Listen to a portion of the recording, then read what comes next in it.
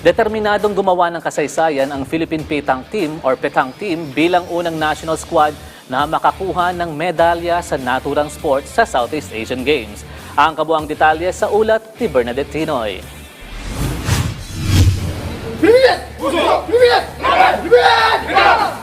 Apat na araw bago ang pagsisimula ng 2025 Southeast Asian Games na gaganapin sa bansang Thailand, handa ng umukit ng kasaysayan ng Philippine National Petang Team at ibulsa ang pinakaunang gintong medalya ng bansa sa nasabing larangan. Gamit ang balls, isang bilog na metal na bola na ginagamit ng mga manlalaro para itapon sa jack. Sasabak ang pambansang kupunan sa iba't ibang kategorya gaya ng shooting, singles, doubles, triple, mixed event at marami pang iba. Isa sa excited na maglaro ang first-timer na si Pau Salazar. Anya, wala siyang ibang hangad kundi tulungan ng team para makapag-uwi ng medalya sa torneo.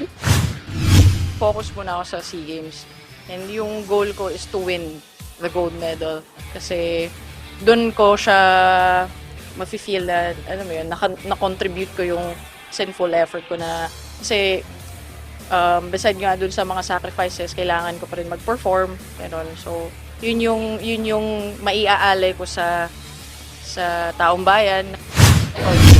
Mula naman sa sport na pencaksilat at softball, na humaling sa petang sina AJ Alarcon at Corazon Sobere, kaya naman kabilang sila sa sasalang sa women's doubles. Ikinuwento rin nila kung paano sila napalapit sa nasabing sport kahit pausbong pa lamang ang popularidad nito. May nagsabi sa akin na may nagpapa-try out ng petang and then nagulat ako. Hindi ko kasi kilala yung sports na yan. Sabi ko, anong sports yan? And then sinerge ko siya, sabi ko, oh, parang Jolen. And then, na-curious ako sa sports na yan. Wala talaga ako idea nun kung paano siyang laruin or wala po talaga akong idea. And then, tamang observe lang ako. On the spot, nag-try out po ako and then, nag-interview and then nakuha po ako. Dati po akong softball player po. Ito po, bago po ako na may isang mga katimate ko po na sinabihan nila po ako na may magkakaroon po ng tryout. Pero hindi ko pa po alam po yung about sa tryout na yung sa pitang. Sabi ko, ano yung sa pitang? So, sabi naman po nila, parang ano lang po yung sa softball, yung paghahagis ng bola.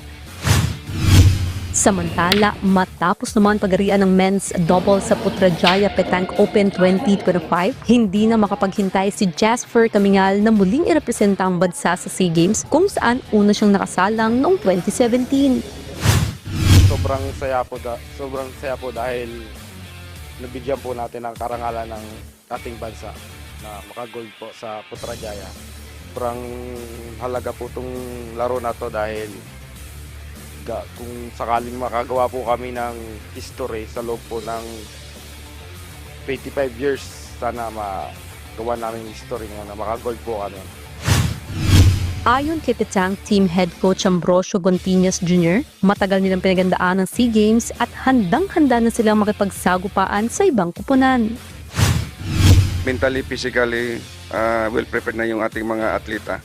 Talagang laban na lang ininantay nito.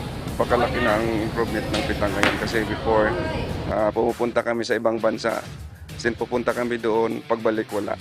So ngayon, pag pumupunta kami sa ibang bansa, sinisigurado namin na mayroon kaming madadalang medal.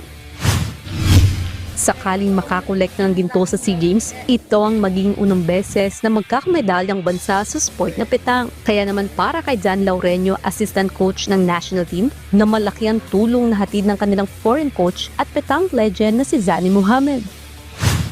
Naniniwala kami na kami yung first batch na makakakuha ng gold medal kasi from our experience noong 2023, tapos this year may help kami ng foreign coach na talagang in terms of skill, yung overall package kasi na na-offer niya sa team namin na start-up pa lang.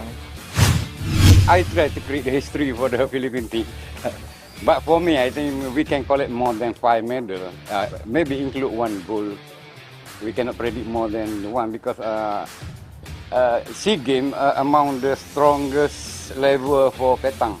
Because for women, top 3 in the world, like Thailand, Vietnam, Cambodia, they are among the top 3 of the world right now. For the men, I think except Thailand.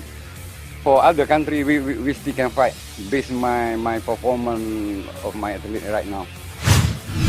Punteriano Philippine Petang Team na kunin ang unang gintong medalya ng bansa sa 2025 SEA Games. Bernadette Tinoy para sa Atletang Pilipino, para sa Bagong Pilipinas.